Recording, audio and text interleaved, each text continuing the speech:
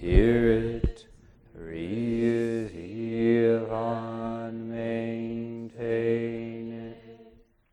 May we completely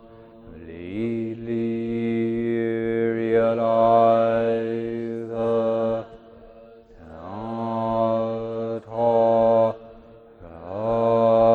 Tathagata's true meaning. I take refuge in Buddha. I take refuge in Dharma. I take refuge in the Sangha. This is the July 2018 Sesshin, second full talk, a poem by Rumi. A bowl thrown out. Stay. Stay. Do not make excuses to leave. Serve us more wine from this friendship's vineyard. Do not turn to the window or the porch. Live here in this circle. Wanting what is outside is a bait that will trap you. Step out onto sky through the round threshold. Be alone in your search for absolute aloneness. Be a bowl thrown out on the ocean, not a bowl held out for more going kitchen to kitchen. Time is bright, then dark, warm and cold by turns. Live at the spring head where the flowing begins. Do not find fault and do not compliment anyone. Do not offer pastry or garlic. What's the use? You may as well tell torches not to burn. Say to whatever burns, burn, except for the ache of separation. But that is not always true either. Anything put into words is questionable.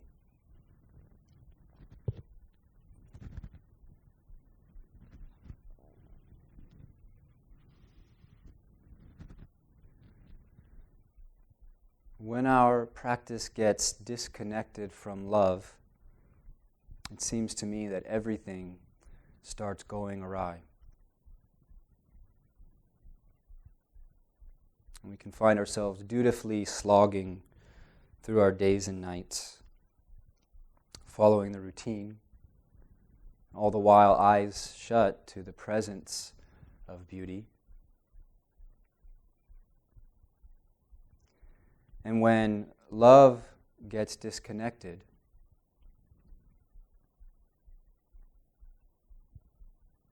when love falls asleep to spaciousness, to the underlying unity, then love can become sentimentality or just attachment. Love disconnected from spaciousness, from momentness, is often an impoverished desire to consume or to possess the other.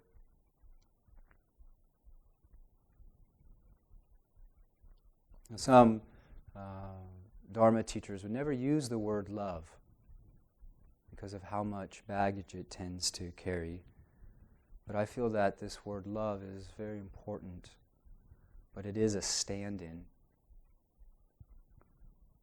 This word love is a pointer to what needs to be said, what I feel needs to be celebrated, but can never be said in any satisfying way. And you can substitute any word in there that points beyond itself to the unsayable.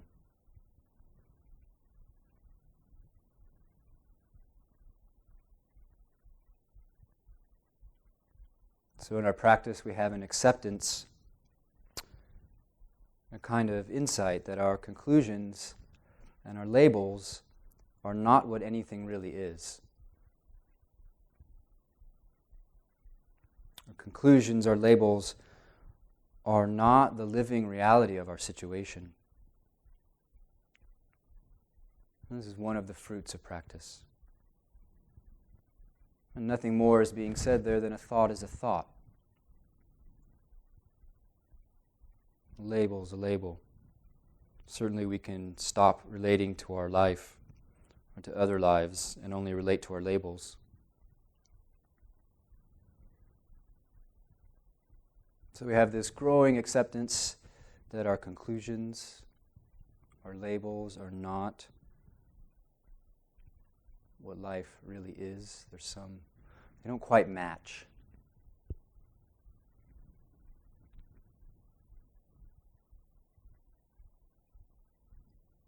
And less and less,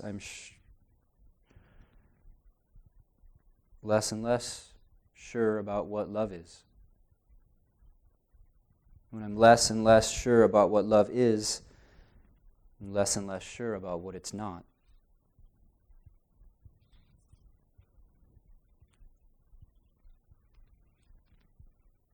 Become less and less sure what good practice is, I'm less and less sure about what it's not.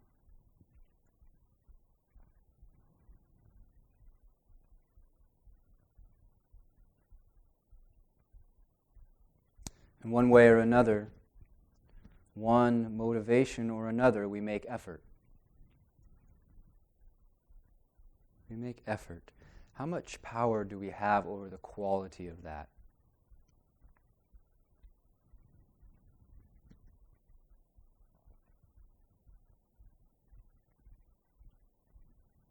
How much power do you have over the quality of effort that you make? An effort, you could say, springs from motivation. Where does motivation come from?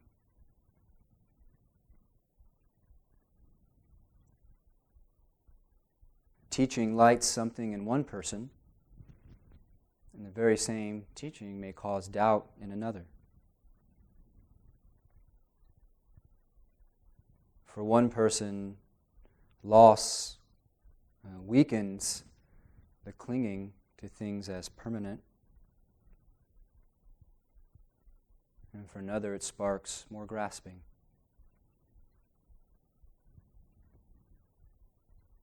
Where does motivation come from? It's a little abstract. A deeper question, a more intimate question is, where does my motivation come from?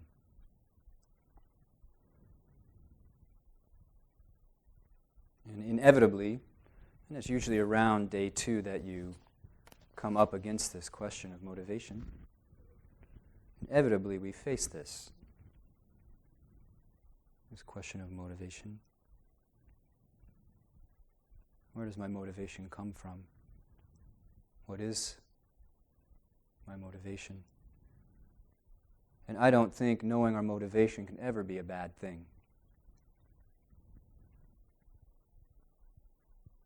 I think in the big picture, real unflinching honesty with ourselves can never be a bad thing. It can often be an uncomfortable thing. It can often be a disruptive thing. And I don't think a bad thing. So knowing our motivation, I think it really clarifies things.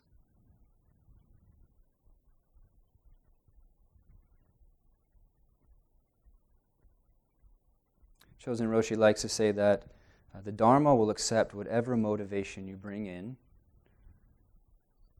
and inevitably, in the course of time, it will get cleared out of idealistic and self-centered motivations.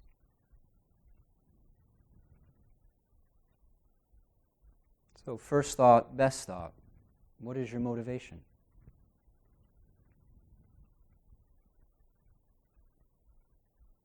And is that the depth of it?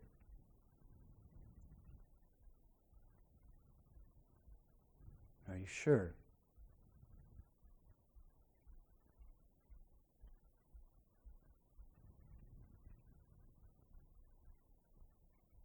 There's motivated practice. Certainly not a bad thing. There's the practice of motivation.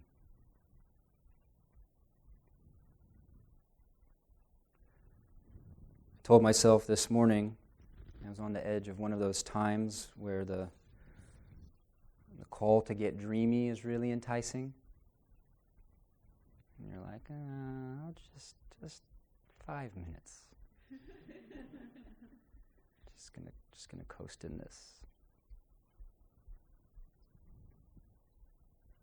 It's very enticing. Then this thought came that said, don't be a victim of inspiration. Don't be a victim of inspiration.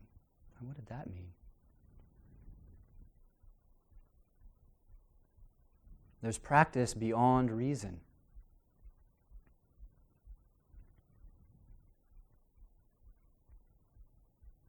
There's practice free of motivation. There's practice free of inspiration. There's practice free of goal orientation. I'm not saying this is a hierarchy from shallow to deep.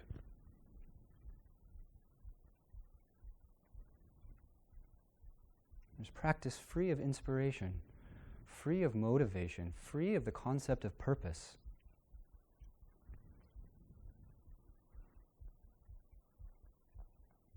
And this is not boredom.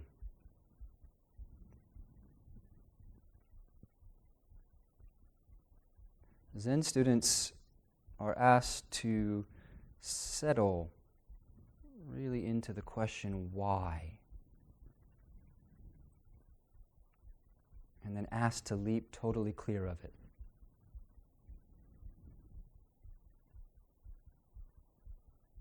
At a certain point you might catch a glimpse of how why has you in a stranglehold, has your practice in a stranglehold. Got to immerse in this question of why, and we've got to transcend it.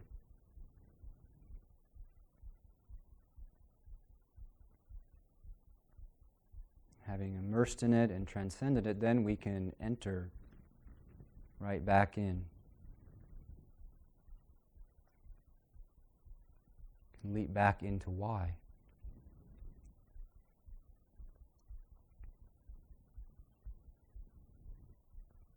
Because we think normally in cause and effect, and the corollary of that is we think in a consumer way.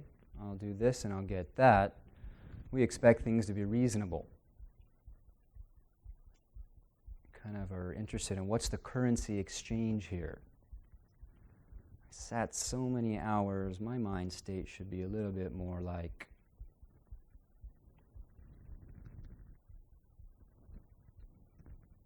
But does love need to be reasonable? Does love have anything to do with transaction? Does living need to be reasonable?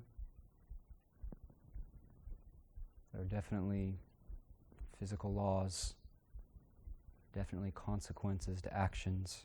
Seems fairly reasonable.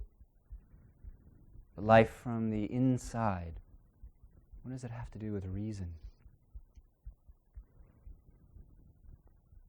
And part of us is convinced, I think, that the answer is yes.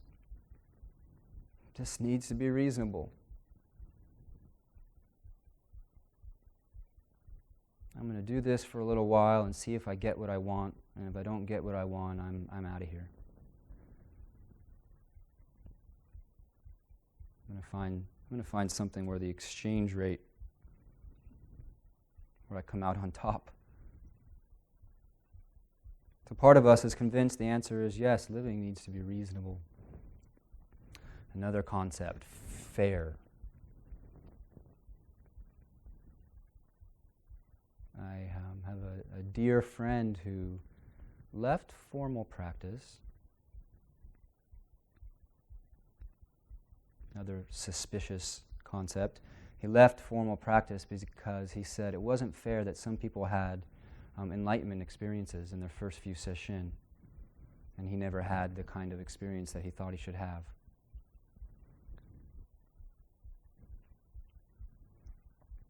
So part of us is convinced the answer is yes. I'm not going to be duped. Life is short. But that's just part of us.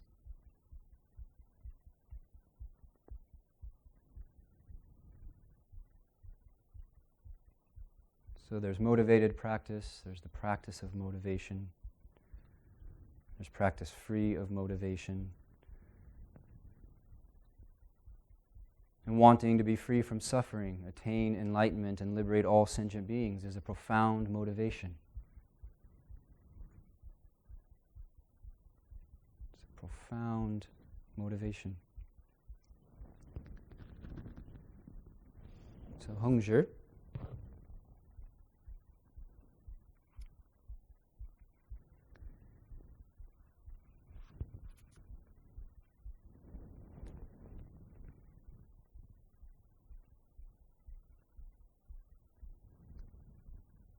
study the Buddha and research her lineage's subtlety.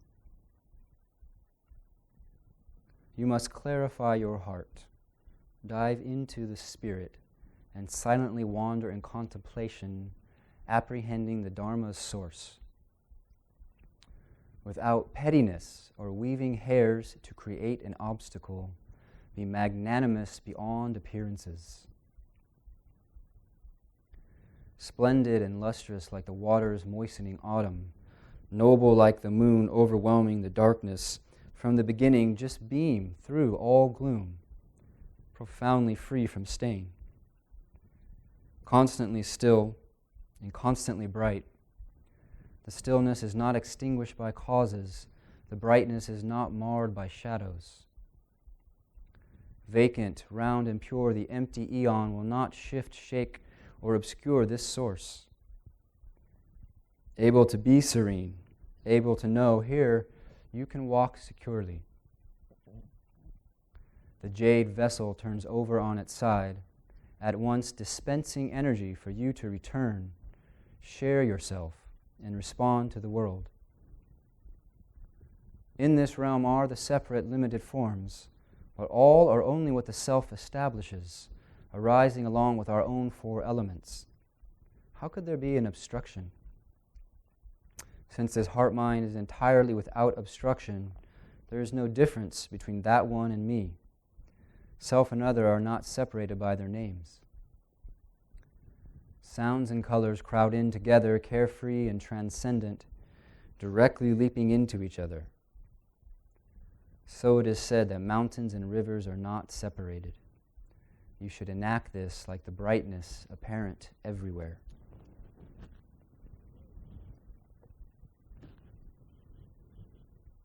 Study the Buddha and research the lineage's subtlety. All the Dharma teachings, at least all the Zen teachings, are about you.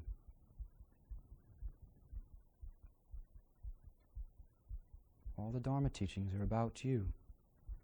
All the Dharma words' only purpose is to spark curiosity, spark curiosity about the very life you're living now.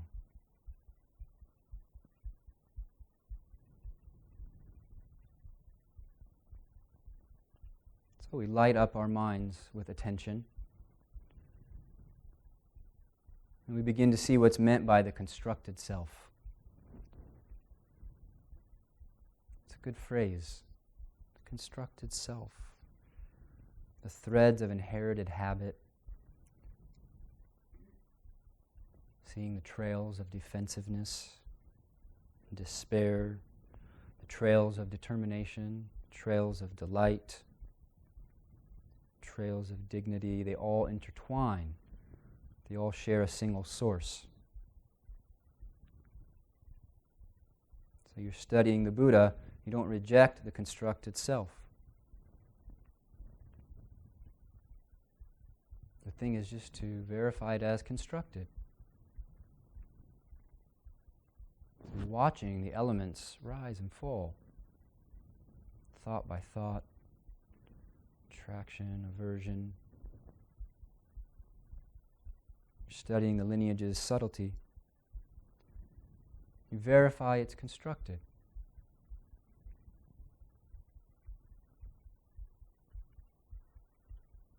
And what's vital is to appreciate the incomparable recipe of you.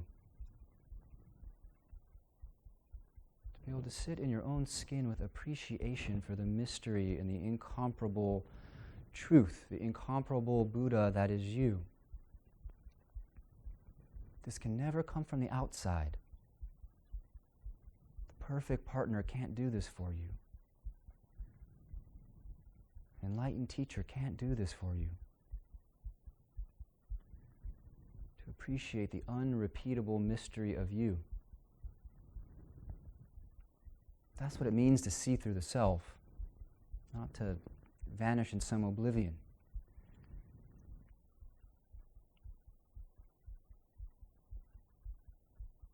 In a way, it's as simple as sitting with a yes to the whole body. Because this is our life manifest. It's all come to this point. Say yes to the whole body.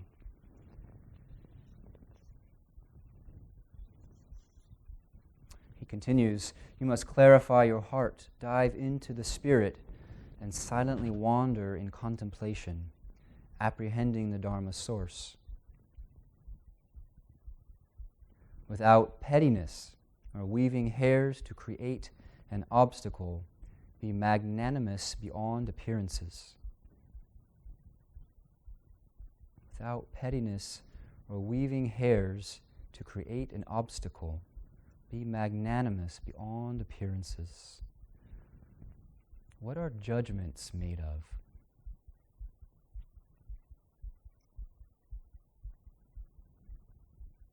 What's the substance of dislike and like? What's the substance of judgment? What's opinion composed of? Clearly, these things have impact. Clearly, judgments, dislike, like, opinions have consequence. The fate of whole nations have turned because of love over a spice.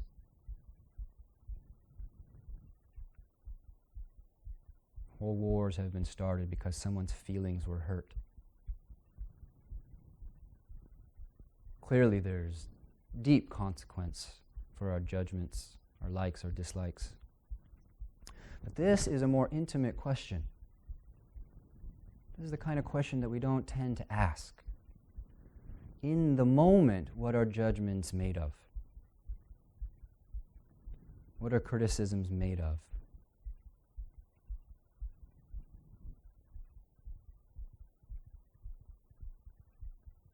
So the first thing we tend to notice is, yes, my judgments, my criticisms, my likes and dislikes, they're some combination of like a feeling reaction and a thought.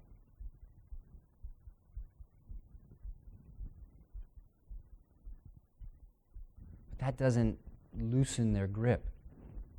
Just knowing that my reactivity is a feeling and a thought doesn't help me work with it.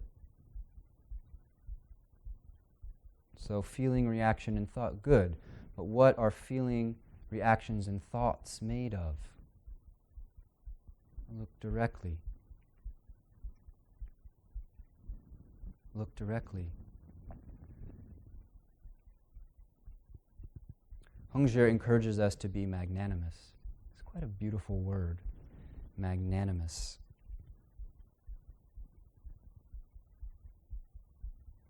And our hearts know this largeness.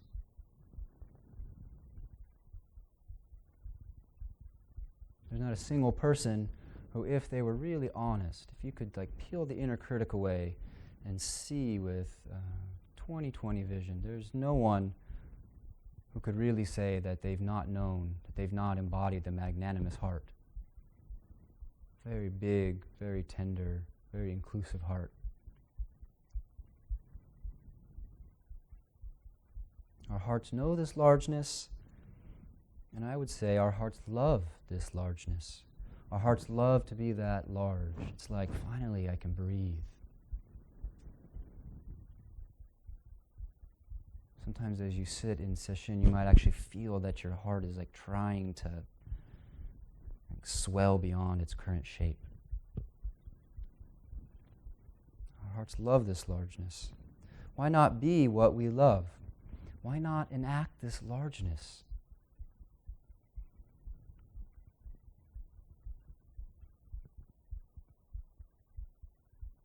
wouldn't go so far as to say it's a choice. It's a practice. It's an intention. It has an effect. Our hearts know this largeness. Your heart knows this largeness. And yet every day we're tested. Every day we fall short. And yet,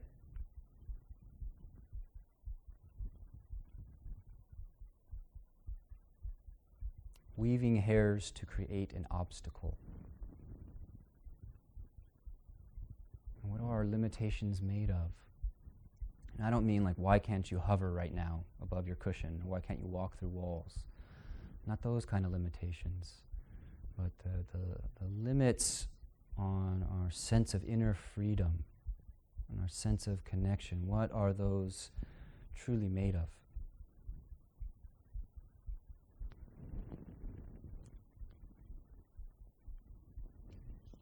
Hongzhi uses seasonal metaphors throughout his writings, but he never talks about the summer. I couldn't find any. And one thing I've actually read is that the summers were so hot and so humid in China that they often did not have practice periods during that time. That was the time when folks would travel, maybe go visit their hometown or do whatever else they did. So he's got lots of metaphors for autumn and spring, and some for winter, but not a lot for summer. He says, splendid and lustrous like the waters moistening autumn. Splendid and lustrous like the waters moistening autumn, noble like the moon overwhelming the darkness. You know, that moment when the moon is totally obscured by clouds, then all of a sudden it just pops free. It's bright. It's so bright.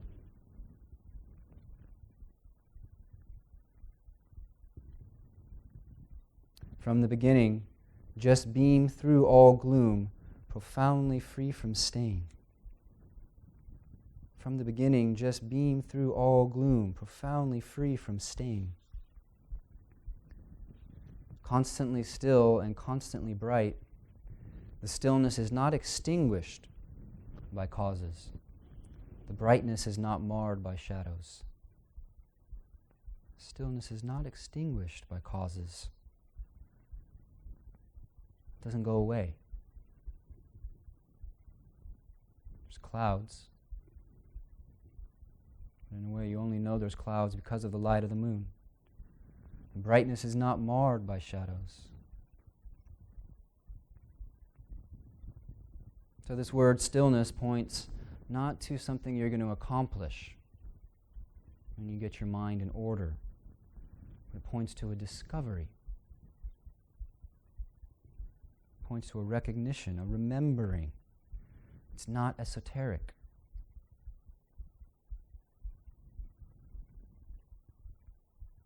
So right now, if you like, you can follow along. Do a little guided meditation.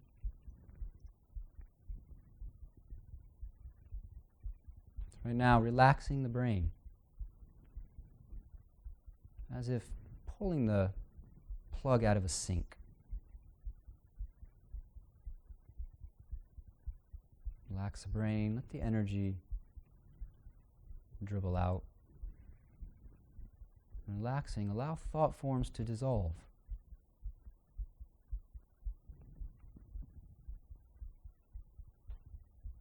Again, it's not about stasis, about freezing this. Just for 1 moment or 2 moments. Drain it out. Let thought forms like waves subsiding back into the ocean. And just recognize that there's a peace. Feel that there's a peace, there's a calm. There's a presence that remains.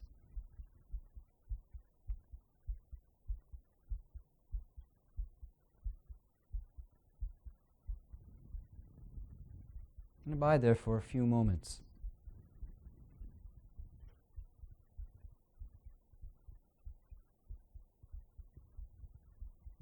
And you You surrender into it. It's like staying submerged.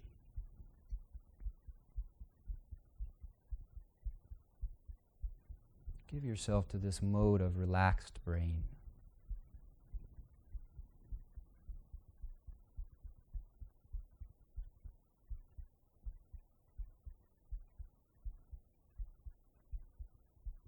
And the mind thinks, it's okay, it's just a swell, comes, it goes. So again, relax for a moment into that quiescence. And now when thought returns, observe it as waves of that very stillness.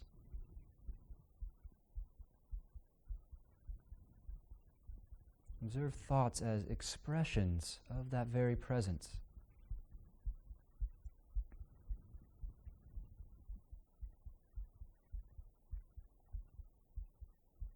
Thoughts thinking themselves, recognizing themselves. It's not like you're doing something.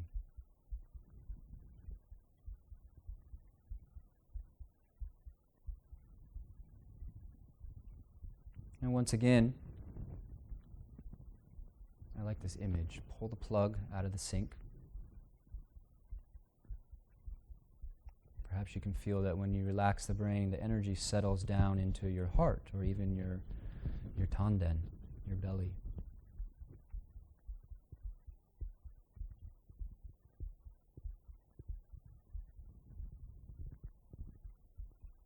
And from that place of relative quiet, stillness, open the senses.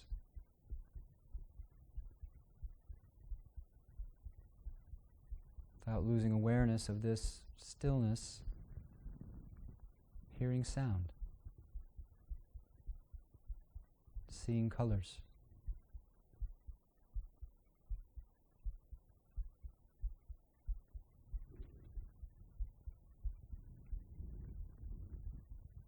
Feel the body from that stillness.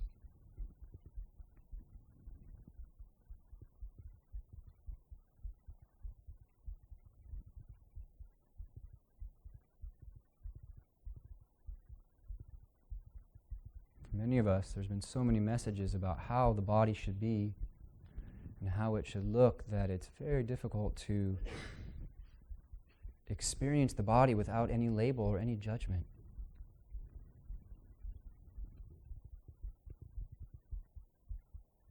Just from that place, relax.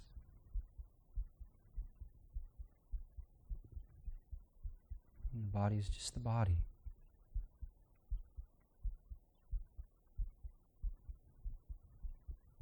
It's just the body.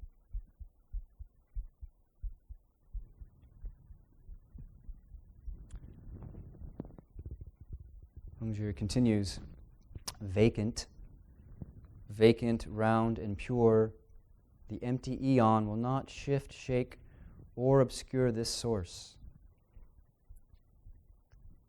Able to be serene and able to know, here you can walk securely. Able to be serene and able to know, here you can walk securely. Jogen Sensei, one of the first Zen teachers in the States, he had this phrase that Zen students should have a cool head and warm feet.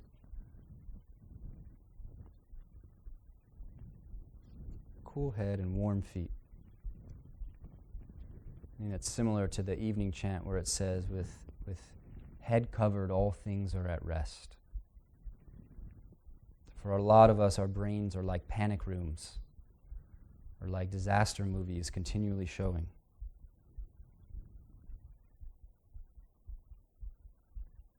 And even so, refuge can be in each step. Each step doing kinhin, you carefully lift and you plant, and that step is clear and calm, and that's as real as anything ever is.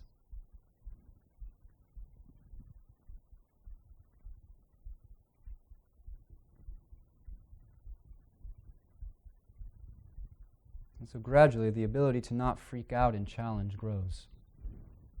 It's always tested.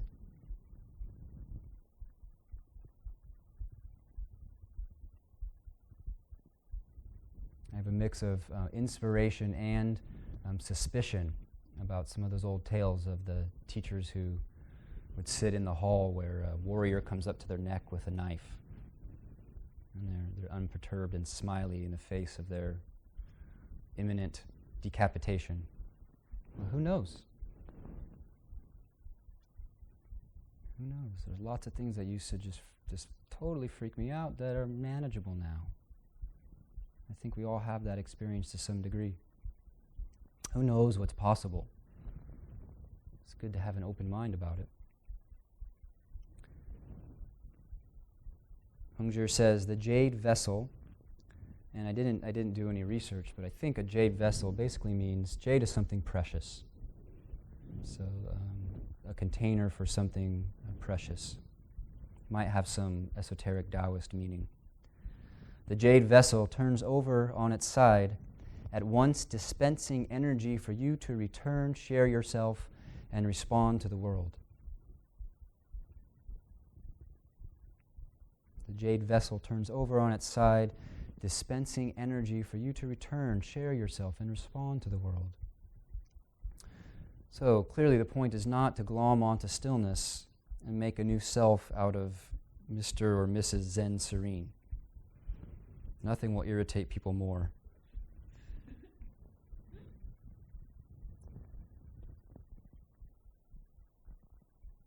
But as Jogen Sensei says, there is practice, which stillness is part of that. Realization, what we can see when there's stillness. And expression. Practice, realization, and expression. And it's like a wheel that continually turns. Sometimes it's hard to tell which is which. So in Sesshin you may begin to experience joriki. Joriki means something like concentration energy. You might feel a welling of energy in your body, your mind, and your senses as you channel attention and as we leak less vitality through our thinking. I think until we do retreat, we don't realize just how taxing it is for the mind to be running nonstop. So this energy gathers. And what's a wise expression of that energy in this context? Fold it back in. And sometimes it's kind of intense. You have to learn to hold the posture steady as more and more energy comes in. And that energy can easily spill over into anxiety or whatever. So you learn to integrate that. That's why it's so useful when you're doing kinhin to practice with the tanden, the hara, the place below your belly button. Because that place in the body has an ability to really gather energy and be a place of both this potency, but also a place of real stability.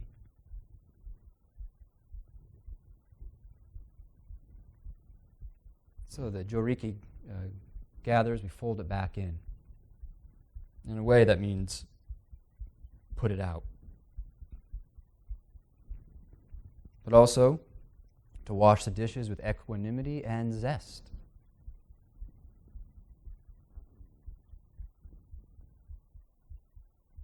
To do whatever you do outside of stillness with equanimity and wholeheartedness. A really good thing to do if you do have a lot of energy is just take a walk in the forest. Maybe go barefoot. Let the earth, the soil, let the trees ground you. So as joriki builds, one of the things that's often confusing is we feel like we're making progress, concentration is deepening, it's often true, and then there's these upsurges of mind activity. It can be a little disheartening. Part of that is just that there's more energy in the system.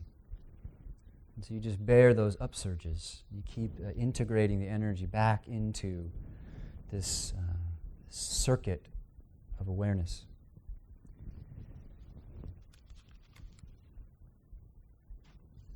The jade vessel dispenses energy for you to return, share yourself, and respond to the world.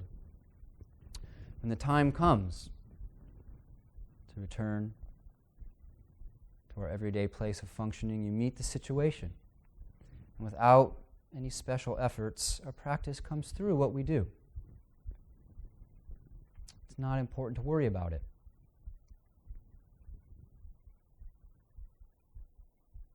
I always catch when people have a certain aspect of practice that they are very concerned about or they're worried about, that underneath the anxiety is a deep value. It speaks to deeply caring. So because you care about this being genuinely brought to life in your life, don't worry about it. That intention is already alive in you. Because you care about being really focused, you have some concern about it. Don't worry about it. That intention is really alive in you.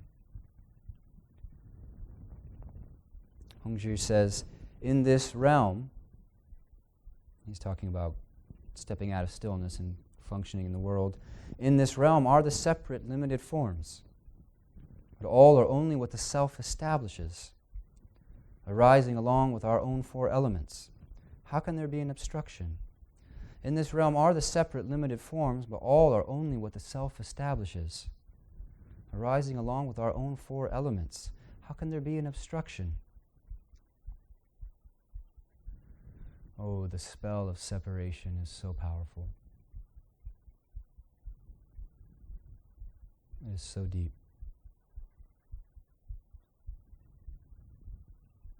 And individuality, aloneness, is a truth.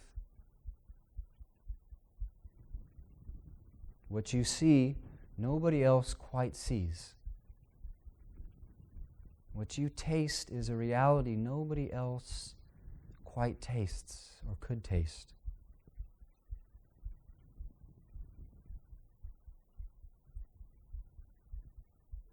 And it's also true that because you're here, everything is here. Because you're here, everything is here.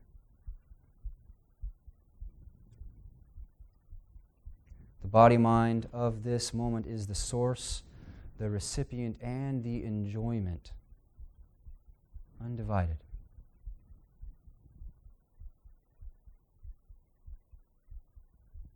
Oneness is not something you get to bear witness to, because that would be two-ness.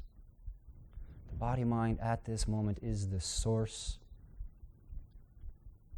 and the enjoyment.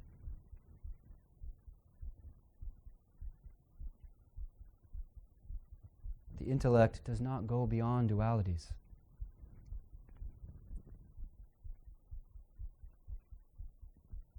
Can you think a thought that doesn't fall into either this or that? Is or is not?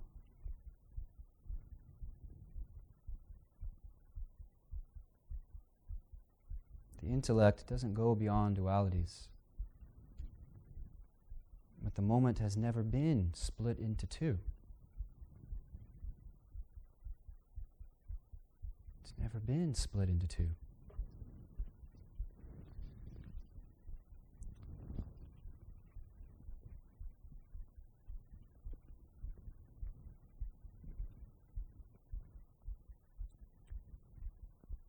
Hongzhi continues, how could there be an obstruction? Since this heart-mind is entirely without obstruction, there is no difference between that one and me. Self and other are not separated by their names. Sounds and colors crowd in together. Sounds and colors crowd in together, carefree and transcendent, directly leaping into each other. So it is said that mountains and rivers are not separated. This is not something foreign to your experience of Zazen. Sounds and colors crowd in together, carefree and transcendent, directly leaping into each other. So I'll do another guided meditation. If you like, you can follow along.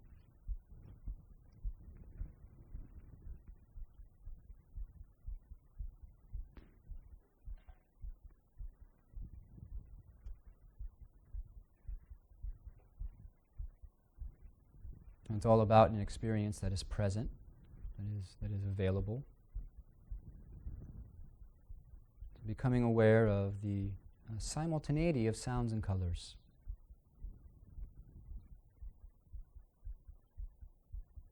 Becoming aware that you don't have to alternate between now I hear sounds and the colors disappear, now I see colors and the sounds appear. Becoming aware of the simultaneity of sounds and colors. And setting up open eyes and open ears. That encompassing quality, that embrace.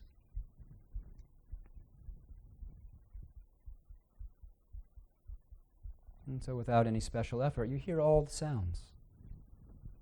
Without any special effort, you see all the colors.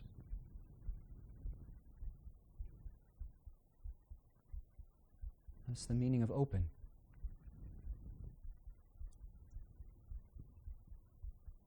And so just abiding in that.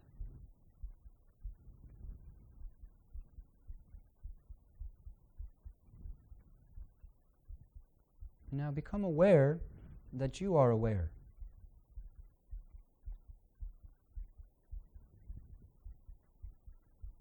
The meaning is evident in the fact that you hear these words. You cognize them without any special reflection. Become aware that you are aware. Become present to presence.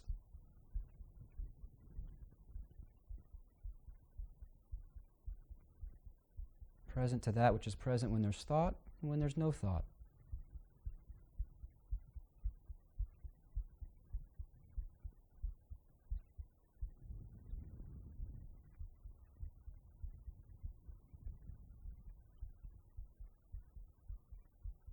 So encompassing sounds and colors. Aware of awareness, awake to being awake. Knowing that you're experiencing. And then be curious. What's closer to this awareness? The color of the floor, the color of this robe.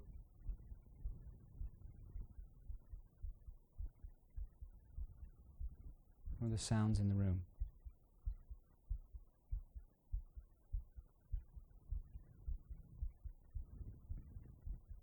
It's closer to awareness, the color of your clothes or the sound of this voice. Don't cogitate, just look.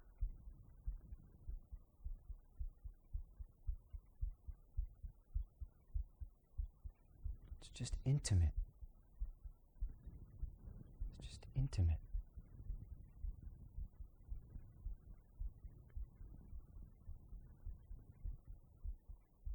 There's a lot of talk about saving beings in this room. And I can't help but hear saving all sentient beings. I've never been able to shake that one. So oryoki becomes very interesting sometimes. Saving the sentient beings.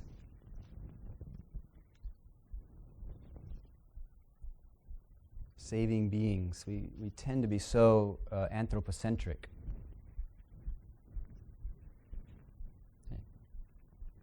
We are hardwired for human social awareness.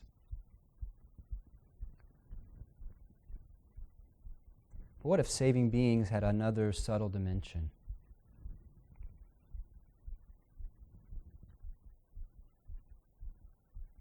And what do the birds sing? Oh, you see, they sing in the air. But where is the air? Well, it's in the atmosphere. But where is the atmosphere? Well, the atmosphere is here. But where is here?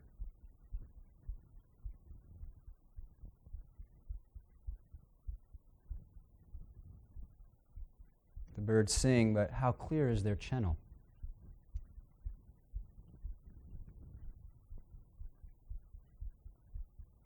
Jogen Sensei said that mountains belong to those who love them. It's a deep statement.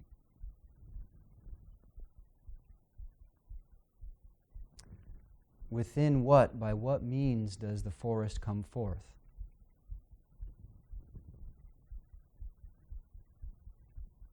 If the forest fails to be seen, then what of the forest?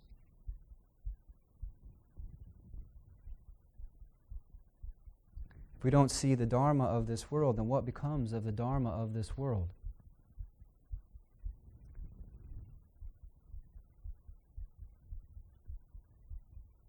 So I'm saving beings from my own myopic vision. I'm saving beings from my own disregard. Saving beings from myself. In a way, I'm freeing beings for myself. Because this world is yours.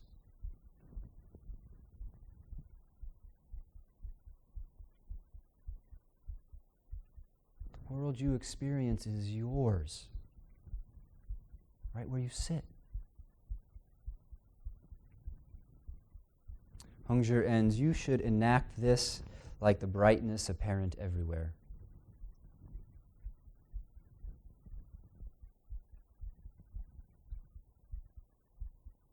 We've got to look at the quality of seeking.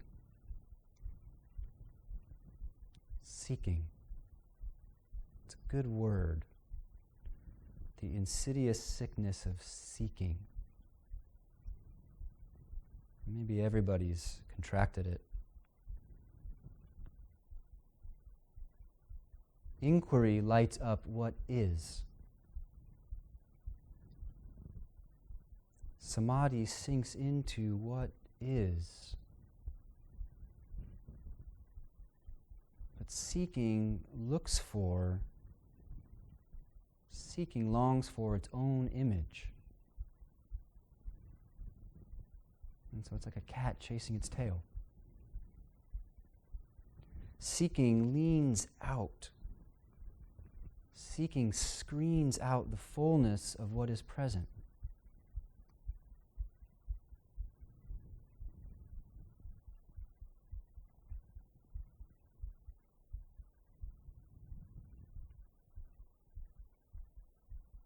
And where does seeking spring from? We have some sense of the potential of the Dharma.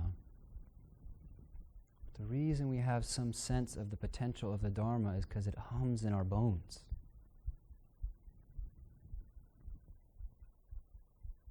The reason we have faith in that which can't be known in the ordinary mode of I'm here and there's that thing out there is because it's the very eye that sees. It's the very ear that hears. It's the feeling itself. It's presence itself.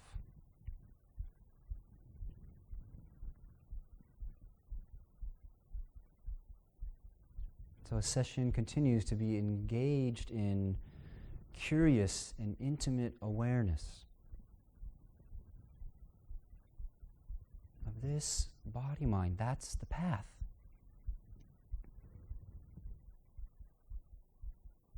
You can't step outside of this body-mind.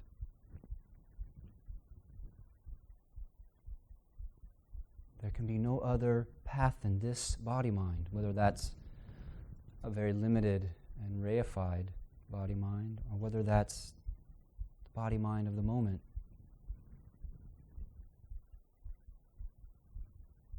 It can't be anywhere else. So please, have confidence. Please have a sense of humor. Please have remembrance of impermanence. It's all going to change. And please know that this Dharma is about feasting on your very own life.